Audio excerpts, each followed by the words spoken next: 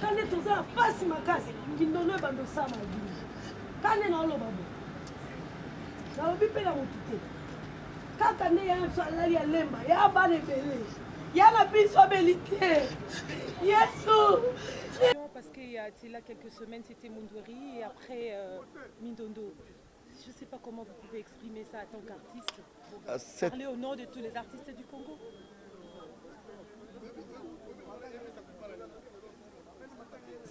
C'est un choc. Je peux dire, on m'a coupé les bras. On m'a coupé les bras. La façon où j'étais avec Mindondo, et quand on m'a appris que Mindondo vient de mourir, ça m'a fait mal, totalement fait mal.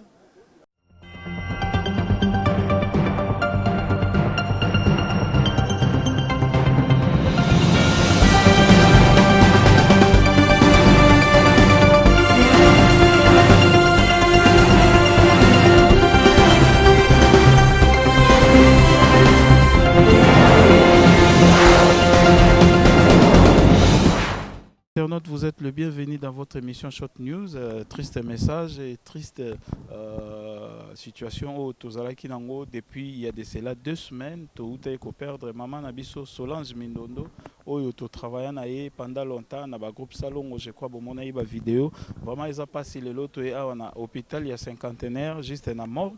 To e pona ko sala lever à corps et puis ekende na victoire na lemba et puis zonga na stade en fait na RTNC na victoire na lemba et puis zonga na stade des martyrs et pas iwapi bakolela ndeko na biso grande sœur na biso maman na biso oyo vraiment tozalaki na ye na batanyo surtout tozalaki na ye na ba organisation tozalaki na ye sur scène donc vraiment ezo sala pasi ko perdre ndeko lokola Solange Mindondo yaya oyo azalaki vraiment ko pesa baleki na ye conseil à tout moment bandeko na ye je crois bolandi ba vidéo na ye ebele ndenge nini nazali koloba pona ba artiste misusu vraiment esali pasi merci na pense moko ya disposaki temps na ye pe aye pona kosala bilili oyo et merci na bino nyonso to bolandaka biso en tout cas bo supporter nga lelo mabanga eza te to na matanga pardon soki yo lela noka mabanga en tout cas bo supporter mais to pesaka merci na ma papa na biso Edo Amani oyo asalaki bino bomonaka biso donc patron na biso papa na biso et maman GH Bambote na yo voilà avec Ponsi moko to mekana nukotala nini oleka kati na esika totala image bongo to kutana bino tout juste après tant to banda ba interview peut-être na bandeko mususu na makambo to zanango voilà to kutani très prochainement na pense moko na magie à caméra totala ba image oyo bongo to kutana bango après merci Dono quand on est en face ma casse qui ne donne pas de ça ma vie. Quand on est dans le babo, ça va bien la montée.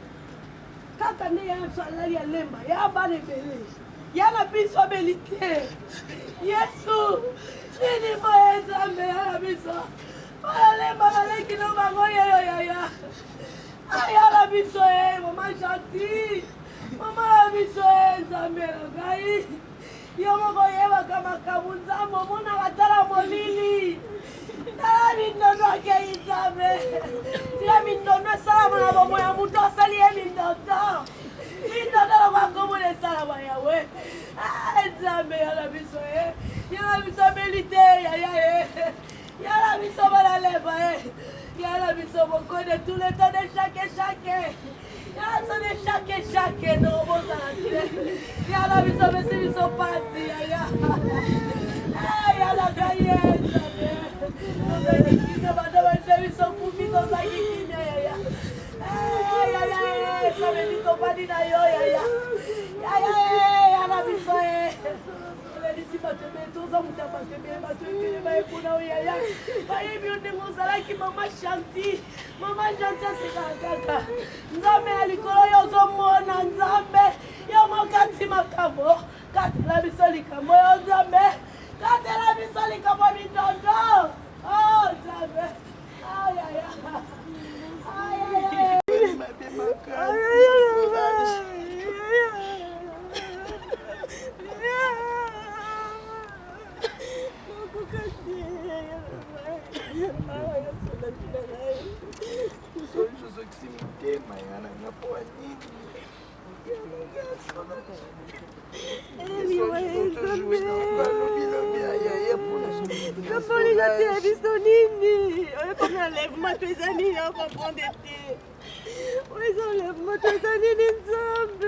Ça fait du monde, là, je suis sauté,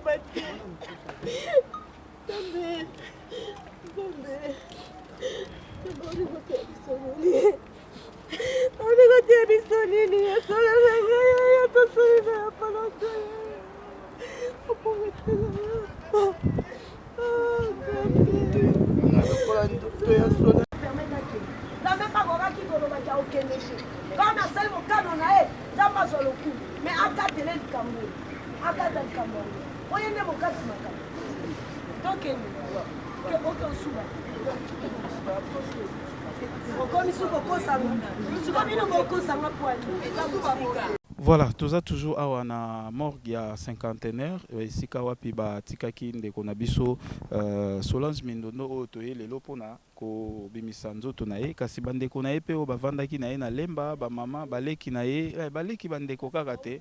Voilà, donc ici ko bavandaki na bango na lemba nde to meka kotuna bango pe nani o azalaki Mindondo pe nini ezotungisa bango po tomoni bango pe na kolela makasi ya posa na kombote papa. Kombo nani? Comme l'anga SP.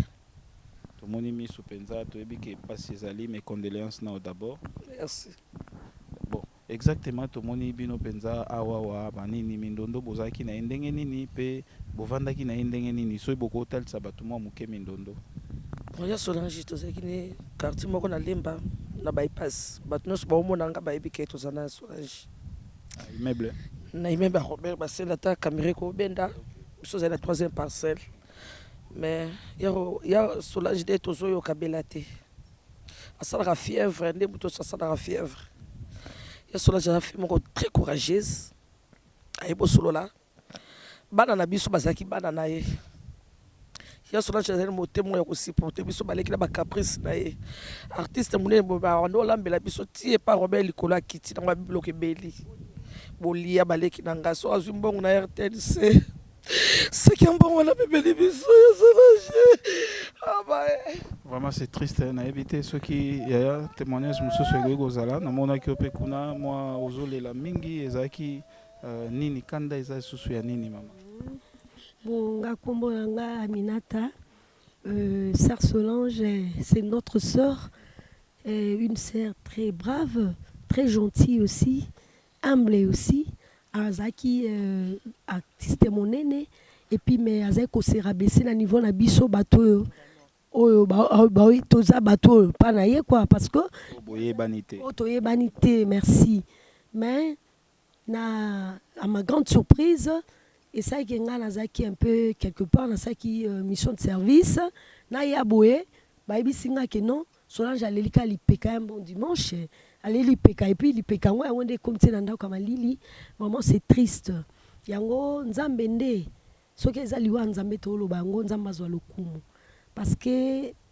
biso baleki na lemba toza vraiment très affecté comment on a yana biso de chaque to loba de tout le temps de chaque atabimaki to bi to kanga na ba soir mo boy journée avant culturelle des artistes je crois yaki na matonge abenga biso to yaki tokota ofele zaki payant mais biso ba lemba tokota ko feli vraiment c'est triste en tout cas na ebité toza vraiment sous les émotions tozo zanga même maluba nzambe ayamba ye molimo na epema na kimia merci beaucoup na ebité de comme ça za liloba baksa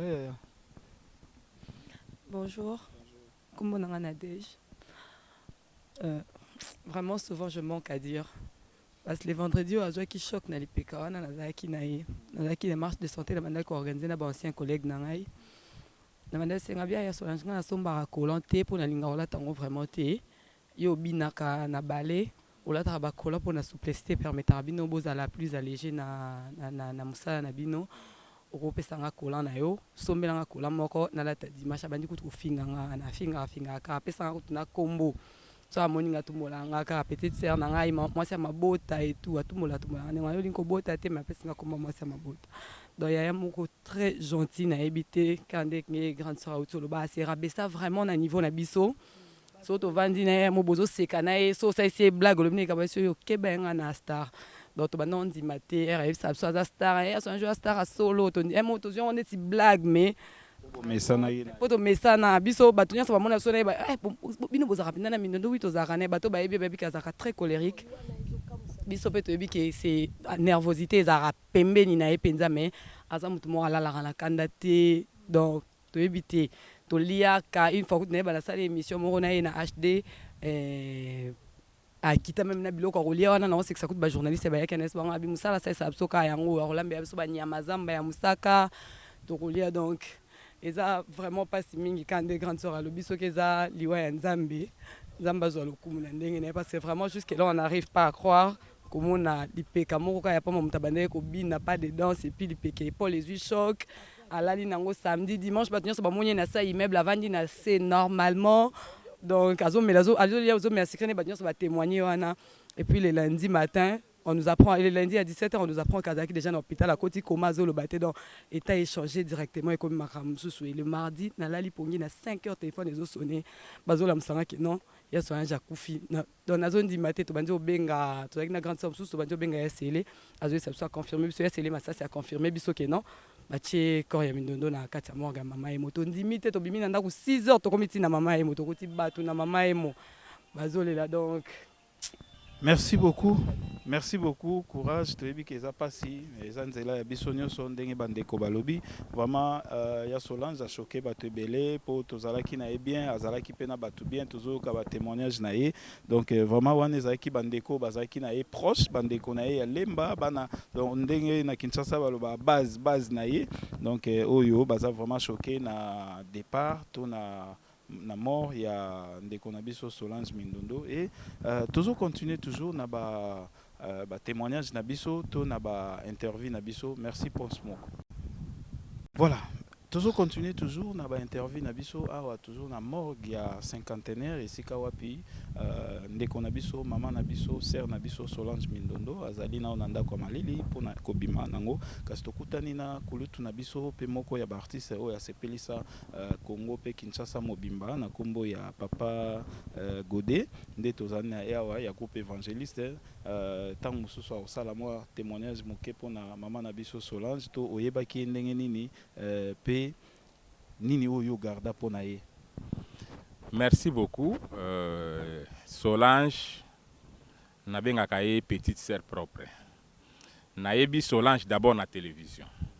Mais après, tant que tu as dit que na l'association, naye ko découvrir ce que Solange. Donc nayebi est vraiment moi bien parce que na ba matanga mingi tozalaki nango na bandako mitu na tanga ke Solange akufi na zo ba nani akolela Solange ndenge Solange alela bato. Donc souci nanga mingi ezalaki wana. Pas plus tard, tant que na fikine Maindo akufi Solange azwaki organisation. Na vidéo mo na bomba na téléphone nanga butu wana Solange abina lokola na abina te. Donc tiaka nga souci makasi Solange toaki na bien, toando sola bien, Solange batu nyonso bien, yo ebaki te ke o yaza groupe boy non, azaki mutu ya batu. Yango azaki chargé à social na makambo nyonso na protocole o etali ba artiste. Vraiment na ebité yango moni to yé il faut to zala to lela yé ndenge ya lela baninga donc vraiment na ba souvenir à bien pour na yé mais souci moko ezaki na tikala ko jouer na yé esika moko te c'est ça souci na nga yango. Voilà, merci beaucoup papa Nabiso Godé awa sikoyo ndeko Nabiso Solange amitikaki yaza la protocole moto a côté le mapo pe Sabino bisika rovanda atiki biso na côté wana. Est-ce que tokozwa penza lelo moto yo akoki kozala na mwa motema wana bon wana eza mabongisi ya tata Nzambe ndaponaka Nzambe so apesi mutu musala soki akomi na suka akobimisa mutu mususu toza na kondima so za basala Nzambe mais tokobondela nde Nzambe kapesa so mutu ba qualité koleka ye c'est ça le problème donc biso tokosala choix te mais Nzambe moko kotinda de façon que mutu akoya à couvrir vide wana mais pour na matango yo biso moko ba président to sala protocole de façon na biso kolela yango wana biso to yamba bino to yamba bat nyonso ba koya pour tout l'accès vraiment que muto abanda ko sala wana azate biso to zi relève en attendant que Nzamba tinda mutu mais passe na mutema kaka ndenga tiki biso molimo ne pe manakimia. Nzambe akanisa misala na ye et puis apesa récompense na ye. Merci beaucoup Papa Godé. Voilà, donc tozo continuer tokutani pena maman na biso Odile Ngongo oyo wapi azali pena RTNC yepe azwa mwa tangu ya ko sangana na Solange Mindondo nini oyo tikala nango to souvenir nini oza nango ya ndeko na biso Solange Mindondo autiko tika biso. Merci Eki Bumba pour la parole au Pessingaï. Solange Mindondo, ngana joue na Solange Mindondo. Biso le toyaki na groupe Salongo, to kutraba Mindondo, le papa kwedi a ransamba ki biso, moko na yepoza moko na biso to tout le monde groupe Salongo pour les wazaki pas par terre.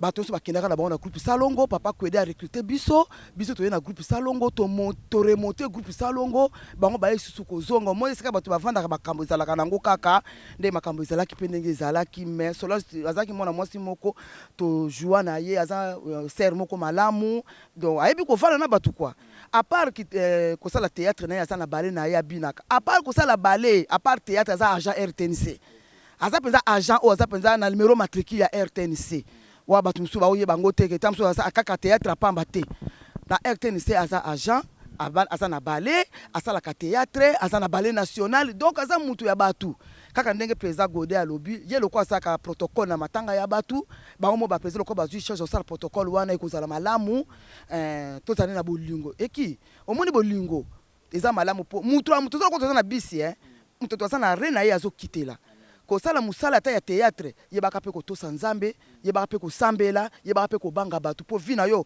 ezala mulayi wali kamno baka yango wana na pesi conseil na ba artiste nyoso po batu ba kotala tina poto oza artiste na poto osala na Kinshasa kenda poto salaka zala kopano a communion na nzambe zala na baningo bozana bango malamu po on sait jamais soko vivre na batu malamu batu tala fula batu atoni pona Mindondo awo tozolela ka tozolela mais to mitala pe 3 jours avant à Kufa azalaki malamu ezako teke mutakota ndako to nini te azalaki malamu donc yango wana lobi on ne sait jamais oyebite goza lobi okuna yango to milengela to milengela on ne sait jamais pour avoir à côté 3 jours azalaki malamu pour babia azalaki na anniversaire petit frère na ye au moins azalaki vendredi dimanche malade bandi mardi à coup. Et ça là qui vendredi à anniversaire la petite frère naie à koksa ki mbula moko na bon moyo nzamba pesa ki etala muto ba melaki bato ba binaki ba muso ba kokamwa. To zaki na fête te et ça ka volota nzambe. To tika kwa kizaka nzambe. To tika pe kotuka ka batu te. Liweza likambo nzamba sala en tout cas ça chemin mo pour kutana na Yesu yango wana. En tout cas conseil gratuit to sala musala théâtre aux en compagnie sala kametama na ko banga nzambe pour le bibo moyi na yo ata enveloppe yebe banango mais bo moyi ezo sika na maboko na nzambe. Merci Eki. Voilà, merci beaucoup Maman Odile Ngongo wana moko ya bandeko to travailler ki na bango pe na RTNC to zwa kitan ya o travailler na bango na ba kulutu Solange Mindondo bandeko nyonso to sala na bango ba ya sele masasi ba ekboko monga ekboko kulutu na ngai ba nyonso tout donc so to bito bandotanga ba kombo ape asona mosolo ye pe to zaki na e ba mama boli ba mama alinga ba mbote na bango je crois bo mona bango toujours na kati ya ba interview to sala. Merci pense mon koto continuer na batu mususu.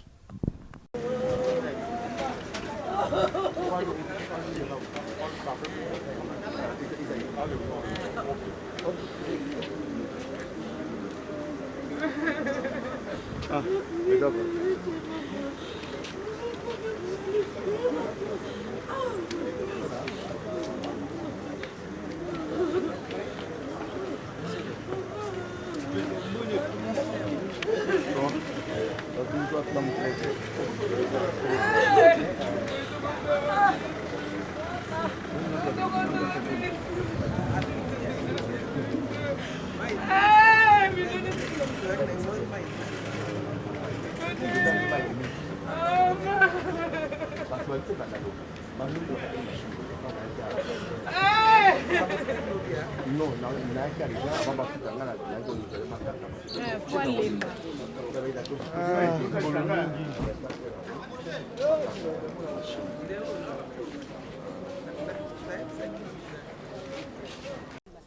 Bonjour.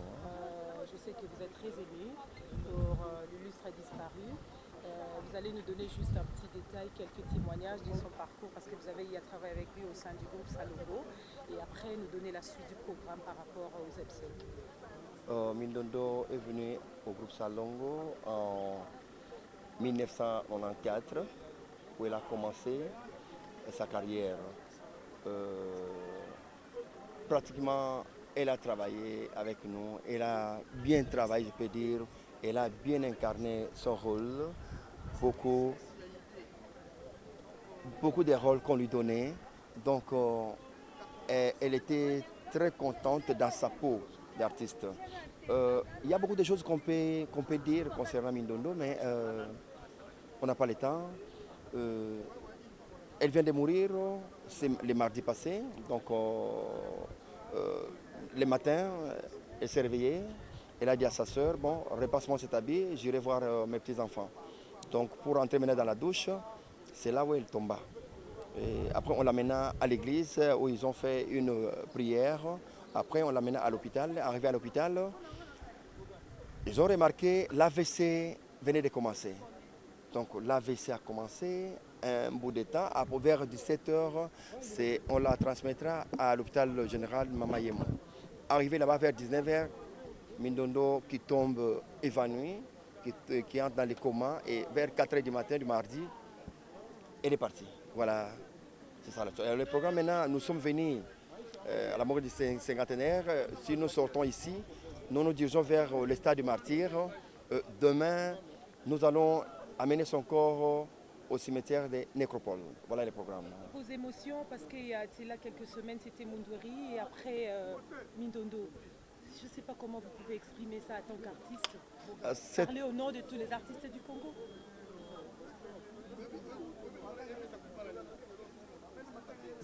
C'est un choc. Je peux dire, on m'a coupé les bras. On m'a coupé les bras. La façon où j'étais avec Mindondo, et quand on m'a appris que Mindondo vient de mourir, ça m'a fait mal, totalement fait mal. Je venais de perdre mon enfant TJ le 1er janvier, et maman de Mindondo nous a quittés au mois d'avril, et maintenant c'est Mindondo. Donc je vous dis que je ne me retrouve pas. Je ne me retrouve pas. Et j'ai un choc. Je ne sais pas comment expliquer ça.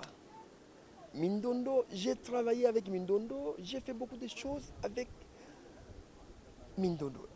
Je ne parviens pas à vous expliquer les douleurs que moi j'ai. Merci beaucoup, messieurs. Merci.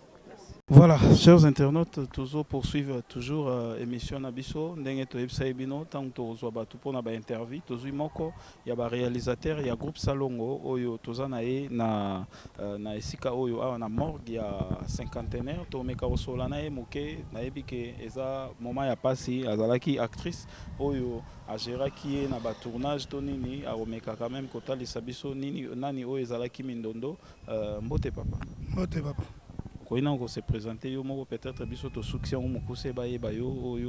qu'est-ce que tu fais à la RTNC? Je m'appelle Serge Mamb, Nazar, réalisateur du groupe Salongo, la nouvelle génération qui a été le recrutement 2017. Alors pour Solange, je suis Mindondo parce que c'est un collègue. Je suis souvent Solange parmi Baptiste Nazako Sepelaming.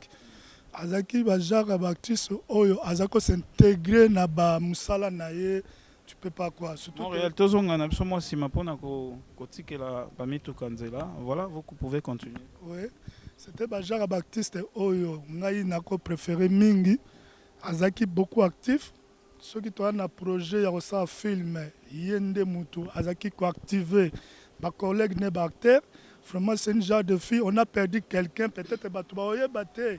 Mais biso quand même réalisateur oyo sika na bi savoir faire na ko coûter la musala vraiment c'est une genre de fille azaki exceptionnel donc à s'intégrer kana rôle na tu peux pas quoi okolo ba ne boye ba réal na pena préférer to matsango boye mo te ko sala bien je peux te donner l'histoire parmi ba histoire o ngai etika nga makasi vas-y histoire o ngai penda na kota na ye na musala les héritiers to sala film moko na acteur c'est to benga les héritiers bisonyo so bana alors ajoua na rôle wana na sepela nenga saki mama mukolo asaka mama mukolo te aki parmi babana oyo bazaki komina ba nini me babotami na ba mama différent donc c'est dire akotaka na rôle na ye na rêve onga na zako rêve vraiment na sepela wana musala ne makasi mais tu vois on dit toujours que batu toza ba passant eza souci mingi to peut-être parmi ba génération oyo biso tozaki ko compter na groupe que c'est dommage. On a perdu quelqu'un.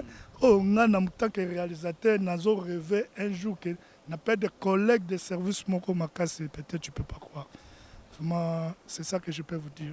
Voilà, merci beaucoup. On a ezaki pona ndegonabiso Solange Mindondo wa uti kotika biso mais na ba sangope que ya kokope aza un peu malade et puis a été au perdre moi nanae situation eza skonde nini po eza pe moi ba préoccupation ya batu ko luka oye bape bien que tozo le landeko aussi akei mais moko aza pe na envie mais il est malade. Bon, tu sais les gens ne faut pas les gens comprennent que groupe Salongo est sali presque 4 décennies. Ça fait depuis 1975 si j'ai une bonne mémoire l'existence nango le 22 mars, ce n'est pas déjà des groupes, les groupes mères au niveau de la République démocratique, même d'Afrique centrale. Moi, j'étais une fois dans Côte d'Ivoire, on en parlait toujours dans le groupe Salon. Donc, tu comprendre que le groupe Salon est commis déjà dans 4 décennies, et ça, Batu Yakala. Et Batu Yakala, on a par exemple mortel, Batu Nyostou, Barozala, Kakana passage na bango. Alors, il ne faut pas voir que ceux qui sont là, le groupe Salon est collé ici, ban, et na bana, et zokweta, nana, parmi banapé. Mais le lot est un groupe Salon. Donc, donc, il y a une évolution, parce que c'est ça le cinéma, il y a maison mère, il y a TNC. Et les gens faut comprendre que le groupe Salon, ça fait 47 ans aujourd'hui. Donc, il y a loko ya mukete. Il y a loko oyo lelo, il y a 4 décennies et demi. Donc, les gens faut comprendre que il y a une génération à basi bakoli. Alors, si mutakou fi na groupe Salon, c'est normal. Je peux par exemple que Moutou Azaki na 40 ans, lelo na groupe Salon soit comme lelo à 85 ans. Non? Donc ça arrive. Donc il faut que les gens comprennent que les groupes. C'est juste que santé ça évolue. Santé ça évolue, ça quand même la soin mais les gens il faut que parce que nazo beta cette place les gens il faut comprendre que le groupe Salongo ils ont 4 décennies et demi. Donc ça fait 45 ans d'existence, ils ont moulaï mingi et ils ont makambo belé, ils ont peine ba passage na ngwe belé na moulaï. Donc les gens vont savoir ça que ils ont un projet belé, ils ont na continuité parce que ils ont groupe il y a maison mère, il y a radio télévision nationale congolaise. Aujourd'hui tant groupe Salongo et bandaka j'avais quel âge? Moi aujourd'hui je suis parmi les coordonnateurs du groupe Salongo, donc je suis en tant que réalisateur na bango. Donc il faut comprendre que dans cette nouvelle génération tu es na ba idée à sika, donc les gens il faut comprendre que le groupe Salongo est na makambo et belé na vinango. Merci beaucoup. Naébité dernier mot nayo, qu'est-ce que tu peux dire à tous ceux qui nous regardent? Mon ngai na osengaka na batu ba comprendre que groupe Salongo kotikalaka groupe Salongo et kozalaka groupe Salongo. Groupe Salongo ko changeaka te pour nouvelle génération pe ezali déjà et ba maman pe na ba papa to kutaki tozo continuer. Donc c'est une génération qui va continuer jusqu'à biso pe to koleka ka to tikaka groupe Salongo. Merci beaucoup Montréal, Serge. Voilà, on a tous qui na moko ya ba réalisateur ya groupe Salongo to uti ko solana moke na tina ya ndeko na biso Solange Mindondo o ya uti ko tika biso o ya zala ki vraiment cher pour ngai pe parce que to travailler na ye moi tant moulai na zo pe ba conseil pa na ye et voilà lelo atiki biso eza pasi mais tozo continuer toujours. Merci pour ce moko to les côté mususu.